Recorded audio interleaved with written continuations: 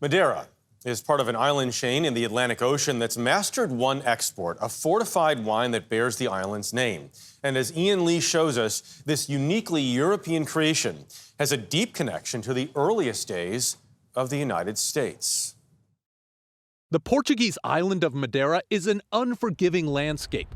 Clouds hug its jagged peaks, while in the valleys below, vineyards carved out of forests cling to the steep volcanic rock. And what they ultimately produce is arguably more American than apple pie. Madeira should be the national wine. Bartholomew Broadbent's mission is to reintroduce the wine to the U.S. by helping Americans connect with their past. Not only is it important to the American history because it was invented by shipping to America, it became the biggest selling wine in America. Ships hauled the wine for months while traveling to the New World, accidentally turning it into something special. And these holes in the ships got really, really hot. They tasted it and thought, this is better than before it left. So Madeira was discovered by mistake. By mistake. The sweet mistake quickly became a hit. George Washington drank pints of the fortified wine every day, and the founding fathers toasted the signing of the Declaration of Independence with Madeira. Cheers. And what are we looking for? So the hallmark of good Madeira is the acidity. It makes your mouth water, it makes you want to drink it. This particular wine has a nice honey smell. It's very delicious. So very smooth. Very smooth, very smooth. The secret to the smooth, unique taste? Break all the rules. Everything you must avoid in other wines, you can do it in Madeira. We call it estufas. Juan Teixeira continues the non-conventional winemaking tradition at Justino's. If you put your hand here, you will feel it. It's warm. Oh, that is quite warm. Yes. You won't find Madeira aging in a cellar. The wine likes it hot, traditionally stored in attics. But these days, large vats heat the wine to 113 degrees to speed up the process.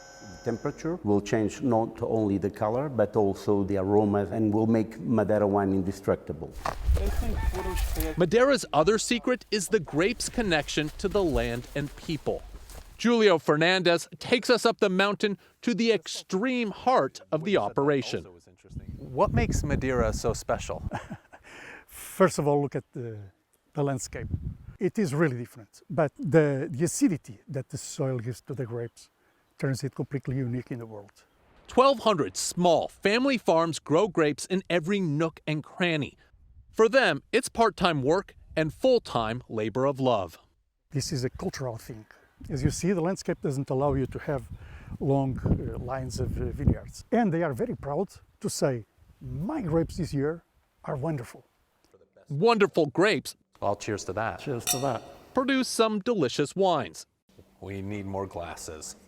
Yeah, Never more a glasses. bad problem.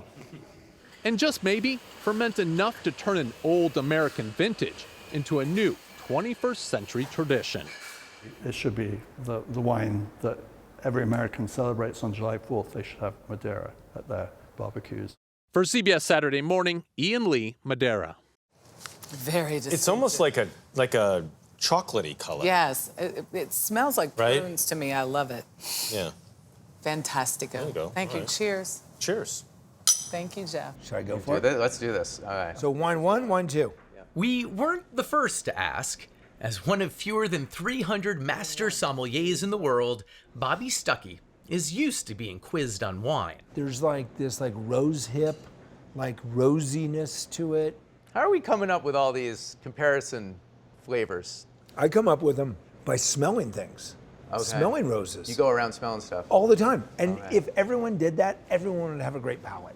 We had bought two fairly obscure bottles at Boulder Wine Merchants, had them wrapped in paper bags, and asked Stuckey to identify the grapes used to make them and the specific place they were grown. It's got great acidity. My mouth's watering. He's one of the best in the world at it. So much going on with this. Or so we'd heard. Hard wine for me. Oh, okay. I'm really rooting for you here. At the end of the day, I'll still be able to bust tables tonight. And yes, later that evening, that's exactly what he did. Worked the floor of Frasca Food and Wine. You enjoying it? I love it. Oh, I love hearing that. So the tasting results in a bit. First, the backstory. Most owners of Michelin-starred restaurants aren't still seating the guests. Most master sommeliers aren't fine-tuning the thermostat. Are you a little cool? Do you want me to turn the AC up? But Bobby Stuckey has two nearly obsessive pursuits: Root beer. studying wine 32A. and providing personalized hospitality. It's a 20th anniversary. Request a romantic booth, which we've got for them. She eats only poultry and fish. This pair of passions have taken him to the pinnacle of American fine dining. It was an unlikely journey. I was a dyslexic, ADD kid who got bounced out of Jesuit school. I tried really hard in school, but I wasn't very good at it. How old were you when you got kicked out? I was like 14. Okay. And I think when I found the restaurant industry, I found something that I was good at and that I got positive reinforcement at. He fell in love with the business almost immediately. I was in Flagstaff, Arizona, working at a restaurant called Bricks. I saw a brochure on my boss's desk that talked about the Court of Master Sommeliers. The Court of Master Sommeliers offered education and certification in wine. Innocently enough, Stuckey began studying, not knowing he would spend the next 20 years chasing the organization's top recognition, Master Sommelier. Have you ever calculated the value of all the wine you've spit out? Millions. Oh, you think? Millions? Oh yeah, easy. Oh my goodness. Millions. A couple $1,000s a day for decades. He gained access to all those bottles by working his way to the very top of the industry. By 2000, Stuckey was running the wine program at Thomas Keller's legendary French Laundry. Anything that might surprise people about what you learned from Thomas Keller? He teaches you, treat it like it's your own, and someday it could be. 2 sets, please. And 20 years ago this summer, Frasca became his own in partnership with founding chef Lachlan McKinnon Patterson. Their concept, food from a specific corner of Northeast Italy called Friuli Venezia Giulia. That is that region just north of Venice, just below Austria, right next to Slovenia. Frasca would balance the regional authenticity of dishes like frico, It is the classic dish of our region. basically Italian hash browns, with more obviously fine dining fare. This is a little scallop. It's This is beautiful. a scallop crudo, yep. Are This those is real flowers? Or Yes, what's that? those Okay. are begonias. These scallops come in and they literally have the name of the diver on it. Yeah, it's delicious. The regional specificity means, yes, there's fresh pasta, but it's filled with a specific history. This is a pasta called a calzone, like a ravioli, but it was made in the Carnic Alps by people that went all through the Austrian Empire selling spices from Trieste. And when they'd come home, their partners would make them a calzone of what was left in their rucksacks of spice trading. Stuckey himself doesn't go home much, instead overseeing an Italian-leaning empire that includes Pizzeria Alberico, Tavernetta, and Sunday Vinyl. Where'd the name come from? My wife has put up with 24 years of me working 6 nights a week. And on Sunday nights, we listen to vinyl and drink wine. The namesake restaurant lets everyone else do something similar. We pair an artist with kind of a cheeky theme. On this night, the music of ABBA and unusual grape varietals. So this is Garnacha Tintoera. The theme, Take a Chance on Me. There's a lot of sneaky grapes that don't get a lot of appreciation. Which takes us back to the tasting. There are, after all, hundreds of grape varietals grown all across 6 continents. Pinpointing the fruit and the place Okay, what could this be? is an amazing thing to watch. It's not tannic like Nebbiolo. It doesn't have that savoriness of Sangiovese. I think this is Pinot Noir. He was right about the grape, but where was it grown? Is it Burgundy? Is it the cradle of Pinot Noir? I think this is really good New World California Pinot Noir. You want to be any more specific than California? Could be Santa Barbara or it could be Russian River. I don't think it's Canaris. It is Russian River. Russian River, boom. That still left the wine he'd had so much trouble with, a much trickier Pinot Noir. Tough. Because its color was unusually dark. It's not Sangiovese, it's not Nebbiolo, it's not Pinot Noir. I think maybe it is Pinot Noir. I think it might be Burgundy. I think it might just be a darker Pinot Noir from Burgundy that's got some tannins. Oh, do you want to be any more specific than Burgundy or no? Sure, Von Romani. Von Romani was off You're right, it's Burgundy. by less than 30 miles. For CBS Saturday Morning, Brooke Silva Braga, Boulder, Colorado. That's impressive. Oh my God, I cannot do that. I love wine people. It really is amazing Yeah. the palates they have. I wonder what would have happened if he had given him a bottle of $2 Chuck. Probably would have known that too. By the way, so we have a Due del Monte Malvasia. Okay. An elegant nose with spicy aromas and candied fruit with a background of white pepper. Full and powerful in the mouth with a good balance between freshness and minerality that makes it long and persistent. I had some before. It's delicious. So yummy. This is what I know. It's delicious. And these lovely little cordials of hazelnut, chocolate, and banana. And banana, too. Cheers. Delicious. A new way of visiting California's wine country. Napa Valley, north of San Francisco, is home to more than 400 wineries and some of the world's best vintages. But seeing Napa's beauty and sampling all of its flavors can be a challenge for visitors. That's where the Napa wine train comes in. For decades, the locomotive has transported passengers through wine country in style and luxury. And now, as Danya Bacchus shows us, it's doing so in a way to protect the delicate environment that surrounds it. Welcome aboard. It's a new path for an old ride. Napa Valley's wine train has gone green. It is right now the cleanest diesel engine in its class in the world. For 35 years, the luxury train has been wining and dining passengers, chasing stunning views across vast vineyards. Now it's riding into the future with a newer, cleaner locomotive. One that uses less fuel, has near zero emissions, and follows stringent Environmental Protection Agency standards. You've been around for a long time, but now one of the first to use this technology. That is correct. Nathan Davis is the Napa Valley Wine Train's general manager. If you were to literally count the amount of exhaust, it's zero when it comes out. It's that clean. That means goodbye to those iconic puffs of billowing black smoke. It's nice driving this in the valley and not having a cloud of smoke.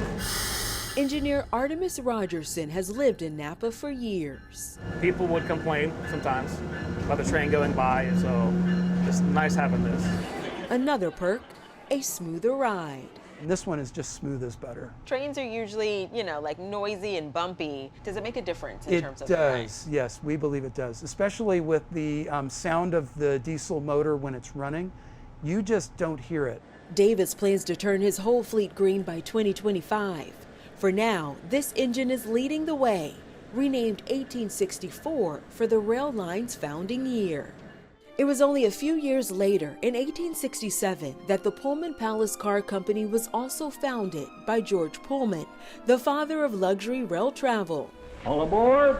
The interiors of those classic train cars rivaled five-star hotels. Their famous sleeper car service discontinued in 1969. 20 years later, the Napa Valley Wine Train was born, settling into the site of the historic Napa Valley Railroad, and using the very same Pullman cars whose splendor they dreamed to emulate. Does this ever get old? Never. It's fun every day. Beautiful territory. I got the coolest job in Napa. The classic train now on a slightly different track. It's a slow-moving industry, but when we move, we get momentum going and we just keep plowing ahead. A symbol of vintage opulence. Now full speed ahead to a cleaner future. For CBS Saturday Morning, Danya Bacchus, Napa Valley. All these great train lines. I'm learning about them so late. My son's so much older. He loved trains as a kid. Now you can take him because he can drink. Take him on the is. Napa Valley train. There you go. Looks so elegant, the restaurant. Yeah, really it's really does. beautiful. It's a beautiful Really train. nice. Yeah. Nice. So you've been? I've been on it, not in this state, but prior. And I'm very curious because it was a herky-jerky a little bit. Not the whole time, but like. They say it's better now. Yeah. And the wine? Wine is good. Ooh, gotta love it. Some of the world's top restaurants are now offering wine from an unexpected source, the country of Georgia. The former Soviet Republic has produced wine for thousands of years, and many of its winemakers still use generations-old techniques and natural fermentation. Chris Livesay visited winemakers in the country who are now seeing a boom in the popularity of their traditional methods. Come to the tiny country of Georgia for a glass of wine, but don't expect to be offered merely white or red.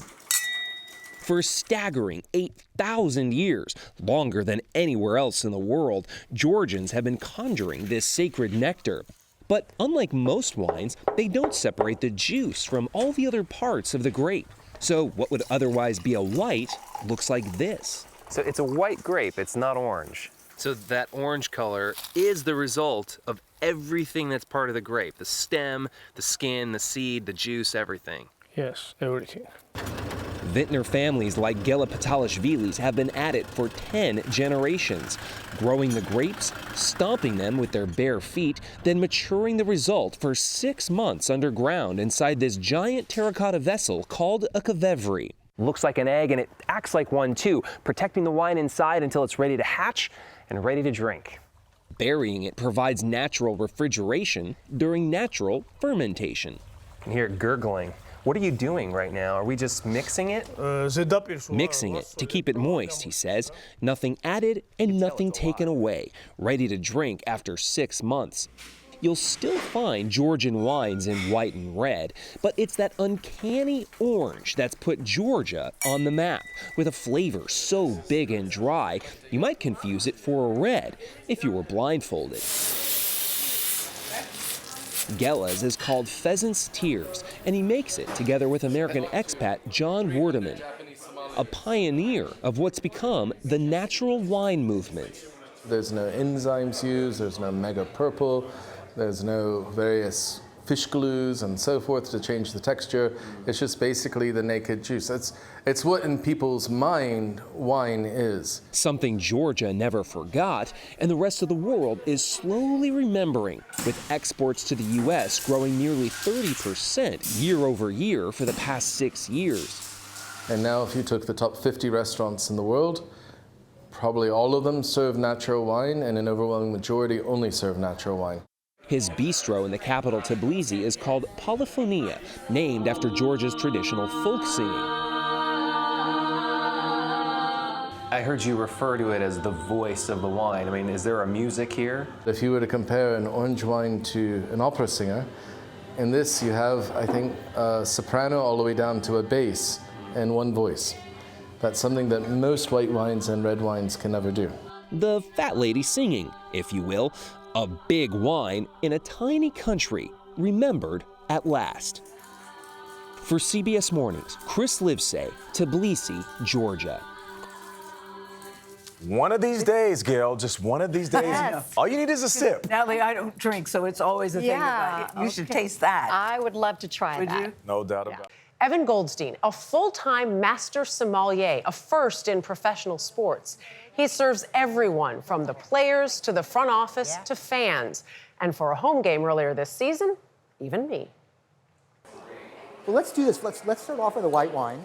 What is fun here is this is not one that requires one of these. You can just sort of crack it. Cork or no cork, you expect a master sommelier to know his way around a wine bottle. Sauvignon Blanc is a lovely grape. It's one of my favorites. Or the qualities of a Sauvignon Blanc. You know, it's sort of bright. It's a little bit grapefruity. It's a little bit green. It's floral. It's very refreshing.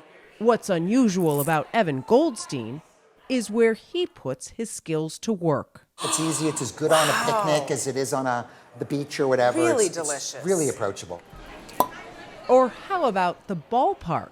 Starting last season, Goldstein has been overseeing all the wines served at Oracle Park in San Francisco. How has the reception been here Oh, to it's the been, program? it's been spectacular. No, A big job made a bit easier since Goldstein doesn't have to go very far to source his product. Here from Oracle Park, where we sit, you can go 90 minutes this way, 90 minutes that way, 90 minutes that way. It's wine country. And it's wine country, exactly. So not only does that mean that you sort of had this DNA birthright to it, but it also means that our fan base here comes from those places. Goldstein caters to the wine drinker at every level. The idea is to try each food with all three wines. From private events for season ticket holders. Did the wines and the food speak to you? Yeah. At least in a happy way? To the concourses. Did that matter to you that this wasn't just for the sweet crowd? Oh, absolutely. That to me was almost a mission critical. A problem that the wine industry has in general is that people perceive us, and we oftentimes feel the fire of being kind of hoity-toity. And wine is for everybody. There are delicious wines at $400 a bottle. There are delicious wines at $10 a bottle, and we want to make sure that people have access to that, because at the end of the day, if you like it and it makes you happy, that's all that matters. Most of the fans we spoke to seem to agree. Meeting a friend, he's not here yet. If he was here, we would have 2 beers. But since I got to buy it myself and I walked right by, can't resist a good glass of wine. We're about to enjoy a game between the San Francisco Giants and the Oakland A's, and I just got a bottle of Alto Smallbeck, because why not? But just like with the game itself, I was surprised to find Guinness here, so I was really happy. some fans are purists. I'm old school, so I think it's beer and hot dogs. I don't know about wine and hot dogs. Goldstein relishes the chance of reaching the skeptics. So are you going to help me figure out what I need to pair with this? Yeah, let's go over and see what we've got now. At the Vintage 58 wine bar on the promenade level, Goldstein picks wine to match garlic fries. It's got the garlic, it's got lift, it's got the parsley, so you have a green element Yeah. to it. I think I'd probably go Sauvignon Blanc. When you've got something like a fried anything, a little greasy, a little salty, you need acid, you need brightness, you need fresh, you need cut. And the Sauvignon Blanc does that against sort of the richness, if you will, Yeah. there. And then the earthiness of the garlic and that little bit of snap of green that you get from the parsley is going to echo some of what we would call the varietal character of the Sauvignon Blanc grape, which is at once sort of green and lemony at the same time. I was just going to say the Perfect lemony, foil. yeah. A perfect foil for garlic fries. And for a hot dog? So with this mustard, which has got a little bit of piquance and the sauerkraut there, I want a nice sort of rustic wine. Obviously, the dog itself is sort of rich. Okay. And so I would go for something that's sort of big, red. I picked for us a Malbec, which is an Argentinian wine, but it's got the richness, it's got the depth, and it sort of brings everything together. Really flavorful. Yeah. The Giants have been serving wine at their games since 1977. But last September, the franchise raised its game. No, don't stifle. No. When CEO Larry Baer made an unorthodox hire. It was a really fun thing, right? It was like on social media and around the buzz around the park is sommelier and baseball. Oh, okay, I get it. We'd rather have good wine than mediocre wine, and we'd rather have somebody, you know, who is around, has been around the wine country for a whole career to help us select the wines. Goldstein's passion for wine is rooted in his childhood here in San Francisco. His mom, Joyce, a celebrated Bay Area chef and cookbook author, who began her career working for Alice Waters. So I grew up around great food, around great wine. When we wanted to go to like Jack in the Box, we had to wait till my folks went on vacation and bribe the babysitter so we go, we've heard about this thing, Jack in the Box, right? But because of that, we had wine at table. Statute of limitations being older, I actually had a little bit of wine when I was a teenager and all that. Your grades are good, Evan, you can have a glass of wine. When a career as a rock and roll drummer failed to materialize, Goldstein moved to Paris. His proximity to Champagne and Bordeaux put him on a path to becoming a sommelier. One of his first gigs, running the wine program at his mother's restaurant, Square One. At 26, he was, at the time, the youngest to achieve master sommelier status. Goldstein says he's always rooted for the home team, starting as a 10-year-old at Candlestick Park to today. You see, he's not just the Giants sommelier, but also a longtime season ticket holder. So this is like dream job, master sommelier for the Giants, who are your team. Absolutely. I love three things in life. I love my friends and family, I love wine, and I love baseball. And now I can do all three. Can I get a tall Heineken, a big one? For the typical ball game beer drinker, there are still more than enough places to quench your thirst. Enjoy your wine, enjoy your food, and of course, go Giants! Still, Goldstein hopes when you head to the ballpark, you'll keep an open mind and palate. I'm not going to lie, I usually do beer and a dog. I love wine, I should be doing wine. And you know, Dana, my feeling is this. Not everybody who comes here is going to go up to the stand, buy a hot dog, and have a glass of wine. Right. If at the end of the season, if I can get them to stop for a moment and think about it, and maybe next time they'll try it, or maybe they'll try it again, we've done our job. It's a 9-inning game, right? We're in the top of the first here, and we have a lot of innings to go. But if we can get wine to be more part of the DNA of your average Giants fan, I'm a happy camper. I'm not even a Giants fan. It's part of my DNA now. How about that? I gotta tell you, if you could spend any time with Evan, you'd be a fan no matter what. You would learn to love wine. But it really is a neat concept that it's different in different spots. I was saying to you, like in the bleachers, if you want it in a can, you have it in a can. If you're in that suite level, they have some of the glasses there for you. No charcuterie or cheese plate? It depends where you are. If you're on the suite level, and there's so much food to choose from nowadays. You're trying to up the game even more here. There you go. I'll tell you, I learned that a Sauvignon Blanc with popcorn is like a perfect pairing. Oh, you know what? It reminds me of that story I did on that book, Big Macs and Burgers. Yes, exactly. I loved it. What was it that went with the Big Mac? I forgot. That was good. That was a good story. Burgundy. Was it Burgundy? Yeah, I know it was Lambrusco with a PB&J. Oh, yeah. Daniel Johnnes is one of America's greatest sommeliers, or wine experts. He's the winner of multiple James Beard Awards, and he recently received the National Order of Merit from France, a rare honor for Americans. We met Johnnes at the restaurant Daniel in New York City, where he uncorked some of his best advice.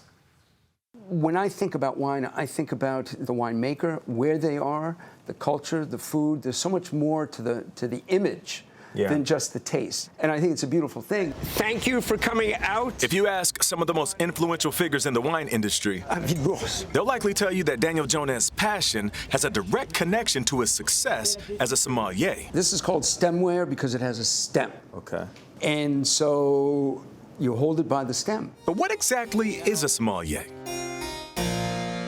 Historians believe the word sommelier is partly traced back to 14th century France, describing the person responsible for moving royalty's luggage as they traveled. And centuries later, if you were a French lord, a sommelier was responsible for choosing the wine, table decor, and desserts. Today, it translates to wine waiter. I have a very deep relationship with wine. It is a relationship like a relationship with a friend or a spouse. Yeah. However, it doesn't talk back to me. It doesn't talk back, no. That deep relationship began in the south of France, when Johnnes' mother moved the family there in the 1970s. We'd sit at the table.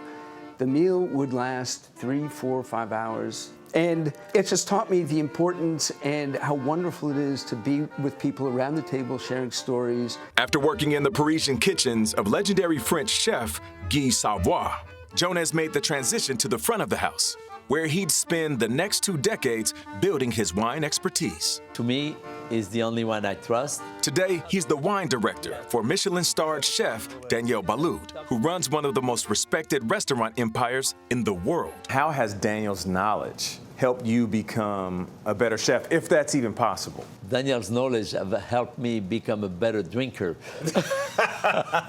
Today is the big day. What is it about Daniel that has made him so successful and appreciated by his peers in the wine industry? He thrives on excellence.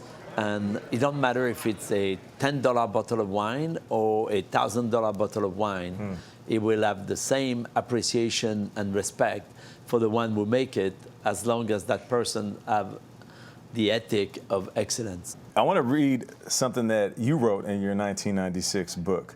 I dislike the hype and pretension that often surround the whole subject of wine. Yeah. Do you think today in America there is still that pretension when it comes to wine?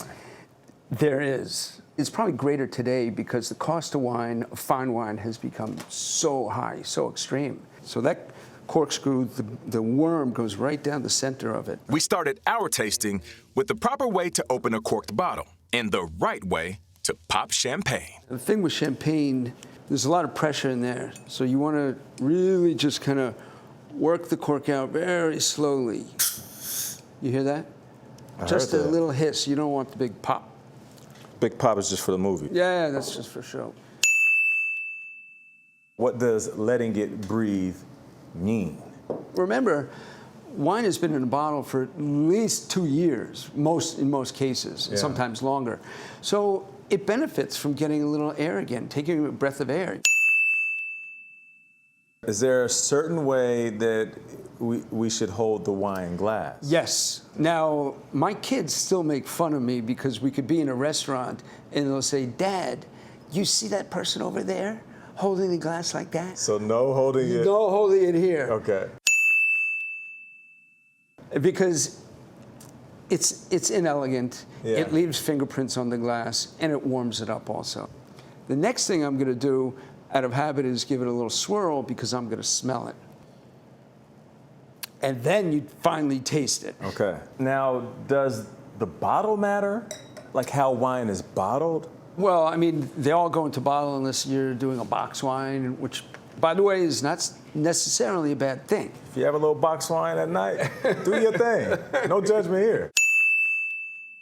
People have these perceptions. Right, it's okay. Box, oh, it's bad. Screw cap, oh, it's bad. It's not true. That was another question I had. So screw cap versus corks. Yeah. Is it okay to have a screw cap? Yeah, it's a different closure. And there is also a certain romance in wine, right? So a screw cap is not quite as romantic as having the cork and It's not as much foreplay. You know what I'm talking about. Hey. He poured me a very big glass. I believe in not being pretentious. I try to take the pretension out of wine, and that's what I became known for as a sommelier about 30 years ago. My approach to it was, if you like it, drink it. What would be your advice to someone who doesn't really know what to do when they're asked if they want to see the wine list? I love that question. The first thing is to drop your ego. You know, don't be afraid to show how much you don't know. Ask for help. Ask for advice. What is the most rewarding thing that you feel as you do this for a living? Turning people on to a place or a wine, getting them excited, getting them interested. I didn't choose this career for the money. I chose this career out of passion. And to be able to turn somebody on and transmit a level of passion to that person is the most rewarding thing. Huge thank you to Daniel Johnnes and, of course, Danielle Boulud. But Daniel is so awesome because he's also started a scholarship fund to help people that can't really afford the means to become a sommelier. Yeah. But I love how he breaks down the retention behind it. You know, you can go to a wine store, get a $20 bottle of wine, and be just fine. I didn't know that because I always thought if it's box or screw, not as good. He Both puts the Daniels in were sommelier. great. I like that guy a lot. You like that back. foreplay line, Nate. That's right. That's what it is. That's funny. In our series, The Dish, we meet a restaurateur and a former master sommelier behind one of Chicago's hottest restaurants. Alpana Singh has been working in the industry for decades, mostly helping diners pick the perfect wine. But recently, she decided to cross into the kitchen. Adriana Diaz caught up with the self-described curator of all things delicious and even got some wine tips you might not expect. The vibe at one of Chicago's newest restaurants is fierce feminine energy. Yeah, so we have Lady Gaga, Frida Kahlo, Madonna, Elizabeth Taylor. Owner Alpana Singh is paying tribute to women doing things on their own terms. I ordered 6 bottles so we can at least try it. Which is exactly what the wine expert is doing at her aptly named Alpana. The sommelier's job is to find the wine that best pairs with what the chef creates. But it was never our job to go into the kitchen. It was almost considered disrespectful. This didn't go yet, right? But she's breaking industry rules, creating the dishes herself with confidence that came from cooking during quarantine. My friends, they were like, wow, this is really good. You should put this on the menu. Did it feel almost like you were not staying in your lane? Yeah, I approached a couple of my friends about, like, well, who's going to be the chef? I'm like, we don't have a chef. And they thought I was crazy. But I think part of me really changed after the pandemic. I think we saw a lot of Americans that are like, you know what? It's either now or never. The California native moved to Chicago 20 years ago with just a few boxes of books and clothes. And Rose, owning multiple restaurants and hosting the iconic Chicago restaurant show, Check Please. Take us through, if you're going to Gogi, how should we order? Are you recognized on the street? I do get recognized. I always get check line. She says her food was inspired, of course, by wine. These Pinot Noir and mushrooms are like peanut butter and jelly. They love each other.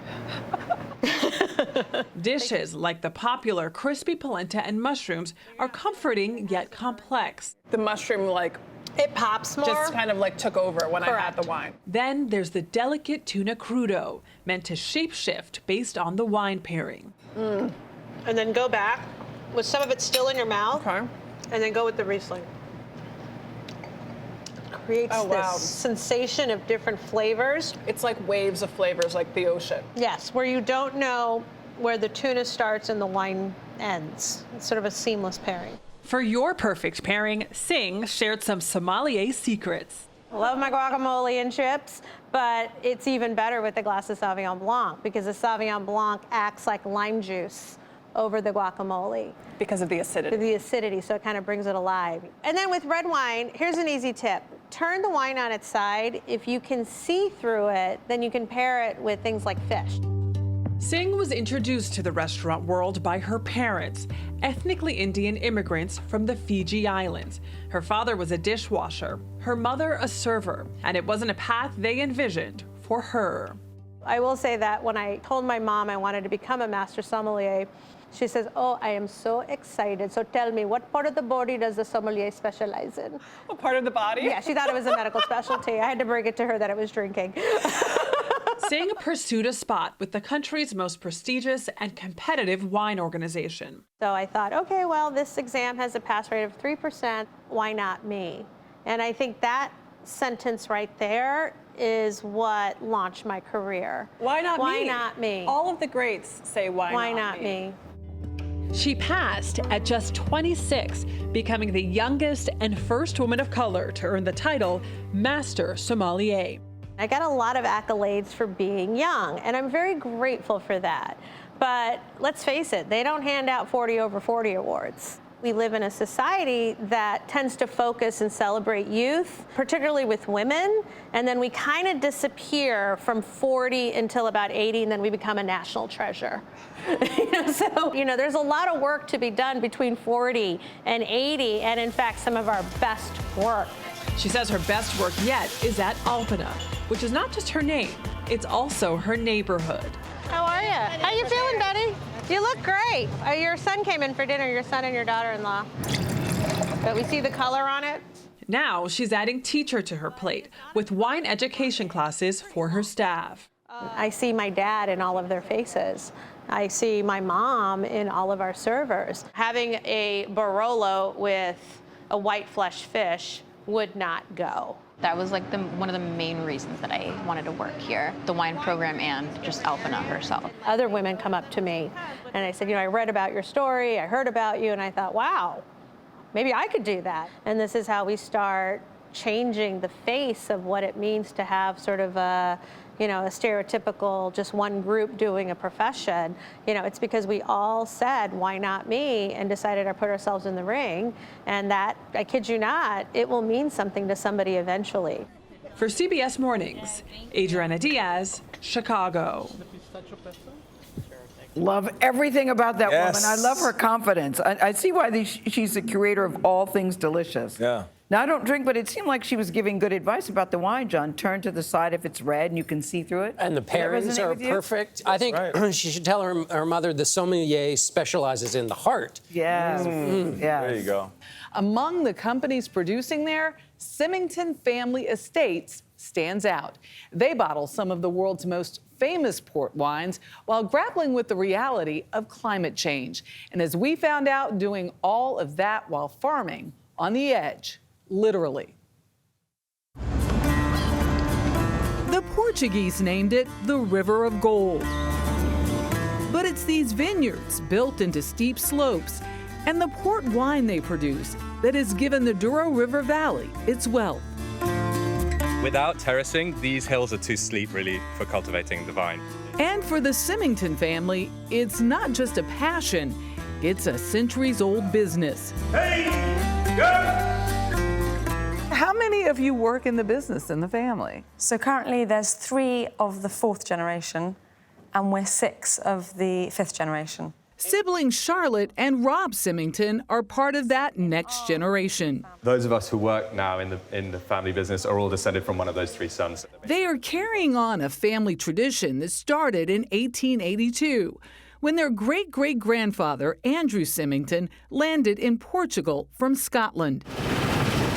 Since then, Symington Family Estates has become the largest producer of high-quality port wines in the world, owning marquee brands like Dow's and Graham's, the official port of choice for the late Queen Elizabeth II. Many family businesses don't make it this long. Yeah. How does it work? We've been very lucky, to be honest. We make it work between generations. We all bring our different strengths to the business. I think the Symingtons are known for working extremely hard and being quite diplomatic with each other. Really? So, yeah, we're Anglo-Portuguese, so, we've been here so long. But there's this sort of British pragmatism that we bring to this. It's that British pragmatism that started the port trade in the 1600s. Constant war with France led merchants to Portugal, where they added brandy to red wine to help it survive the journey back to England. The wine was called port, after the nearby city of Porto, where it was stored, aged, and shipped. So I get the impression that in the world of wine, size matters. Today, the aging process is done pretty much the same way. Large oak barrels are stacked to the ceiling at the Graham's Port Lodge, where the wine will sometimes sit for decades before being bottled and sold. So this is 10, 20, 30-year-old ports aging slowly in barrel, slow oxidation through the wood. These are some of the most special ports in the world because only time can do this work. There are no shortcuts. This is some of the oldest we have. That passage of time is on display in the family's personal cellar, where priceless bottles dating back a century or more wait patiently to be opened. So this is like the family jewels. Like, we're never going to sell this stuff. This is either for super special occasions or to be handed on to the next generation. Was that the alarm? And they're surprisingly well guarded. The Symingtons admit port tends to be a luxury drink, and the average drinker closer in age to our grandparents. But they say tastes are changing. Porto's booming from a tourism perspective, so we get a much younger caliber of people coming through here. It's funny because people come around and be like, oh, I don't really like port. And we're like, oh, try a chilled glass of 20-year-old Tawny. And the immediate reaction is always, oh, I didn't know port tasted like that. We decided to take our own taste test. 4 different types, from the traditional... So should we start with the white? Let's start with the white. ...to a modern white port. I would imagine, though, that would go big to a younger crowd. Exactly. One of our biggest challenges is respecting our past, respecting port's heritage and tradition, but bringing port into the 21st century. And, with something like this, we've been able to do that. Another challenge? Making sure their business can survive a warming climate. These are vines that struggle and produce fantastic wines as a result, but there is a limit, so beyond which you start to suffer in terms of quality. Fortunately, we're not at that limit yet, but we're seeing some warning signs. The Douro Valley saw a record high of 117 degrees this summer. The effects of all that extreme heat can be seen right here, with dried up leaves and grapes literally dying on the vine. Some growers say that's caused their yields to be cut by half. How are you adapting? And one of the main initiatives is planting 2 grape variety libraries in different parts of the valley. And we think we've identified at least 3 which have the potential to be scaled up as the climate continues to go against us. When we visited back in August, workers had just begun harvesting this year's crop the same way they've done for hundreds of years, by hand. The only issue, the harvest started a month early. A changing climate that Rob says has them farming on the edge. We need to use our voices to say, hey, unless we turn this thing around, by the time our kids are our age, this thing might not be viable. I mean, do you really see the possible end of this business? The forecasts are not positive. If motivation to protect the things that we love is not enough in all aspects of people's livelihoods and all around the world, what are we doing? Because we're asleep at the wheel. Asleep at the wheel. You know, it's a business, a family business that's lasted well over 200 years.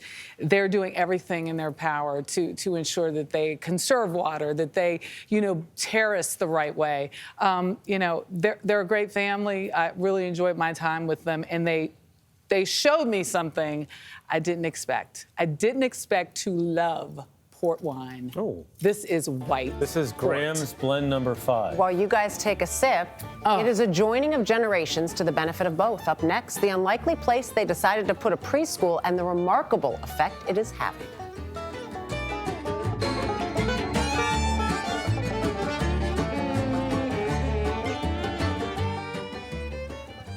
Welcome back. I get to sip now. Yeah, you don't like port. So I'm like she said in the piece, I don't really like port. So let me see. So this is a port cocktail. No, this is a port cocktail. That's a cocktail. Okay. This is like port and tonic. There you go. They don't really sell this sweet. in the United States, but I told them, I said, you know, I never had white port before. And with a tonic, it tastes just so refreshing. It is very refreshing. Can I ask you a question? How concerned I don't know. were you that you were going to drop the bottle of 18? That you were trying to steal as the alarm was bottle going off. is worth $50,000 or whatever. Because Jeffrey, you picked it up confidently. You do know I'm somewhat of a butterfingers, don't you? I don't know. I just trusted that I could do it. But wait, Michelle, what does this white port taste like without the tonic in it? That's what I wanted to know. I really did want to taste. You know, I feel like taking the bottle, but I it's won't. a sweet white wine. It's a little, you know, of a thicker consistency, but it's quite refreshing. Just, you know, I'm not a red port person. I'm big on white port now. I mean, I never knew it existed before this story. I order it. All right. When I see it on the menu. Nice. And I say, put some tonic in there and then a sprig of mint and drink secrets from Michelle, our basil. bartender Tonic for the and day. sprig.